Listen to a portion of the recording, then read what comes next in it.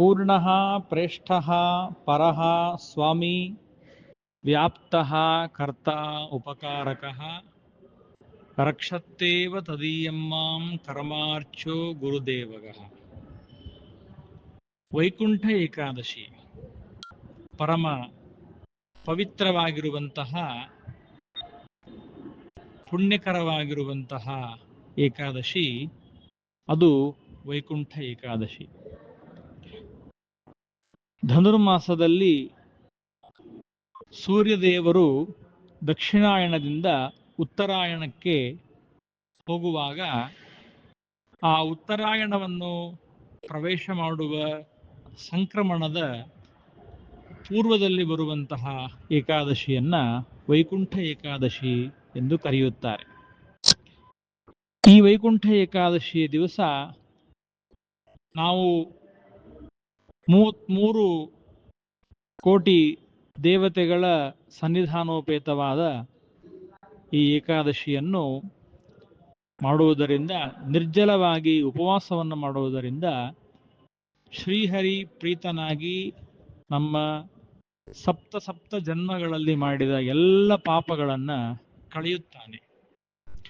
ವಿಶೇಷವಾಗಿ ವಿಷ್ಣು ಮಂದಿರದಲ್ಲಿ ಉತ್ತರ ದ್ವಾರದಿಂದ ಹೋಗಿ ಆ ಸ್ವರ್ಗದ ಬಾಗಿಲು, ವೈಕುಂಠದ ಬಾಗಿಲು ತೆಗೆದಾಗ ಆ ವೈಕುಂಠ ಬಾಗಿಲಿನಿಂದ ನಾವು ಶ್ರೀಹರಿಯ ದೇವಾಲಯವನ್ನ ಪ್ರವೇಶ ಮಾಡಿ ಆ ವಿಷ್ಣುವನ್ನು ದರ್ಶನ ಮಾಡಿದಾಗ ನಮಗೆ ವೈಕುಂಠ ಪ್ರಾಪ್ತಿಯಾಗುತ್ತದೆ ಎಂದು ಅನೇಕ ಪುರಾಣಗಳಲ್ಲಿ ನಾವು ಕೇಳುತ್ತೇವೆ. ಆದ್ದರಿಂದ ವರ್ಷವಿಡೀ ನಾವು ಮಾಡುವಂತಹ ಸಕಲ ವಿಧವಾದ ಪಾಪಗಳನ್ನ ಕಳೆಯುವಂತಹ, ಏಕಾದಶ ಇಂದ್ರಿಯಗಳಿಂದ ನಡೆದಿರುವಂತಹ ಸಕಲ ವಿಧವಾದ ಪಾಪಗಳನ್ನ ನಾಶ ಮಾಡುವಂತಹ ಒಂದು ಏಕಾದಶಿ ಎಂದರೆ ಅದು ವೈಕುಂಠ ಏಕಾದಶಿ.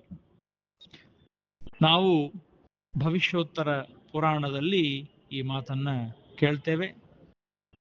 ಧನುರ್ಮಾಸೆ ಸಿದೇ ಪಕ್ಷೇ ದ್ವಾದಶ್ಯಾಂ ಅರುಣೋದಯೇ ಕಾಂಕ್ಷಂತಿ ದೇವತಾ ಸರ್ವಾಹ ತಜ್ಜಲಂ ಮಜ್ಜನೇ ಶುಭೇ.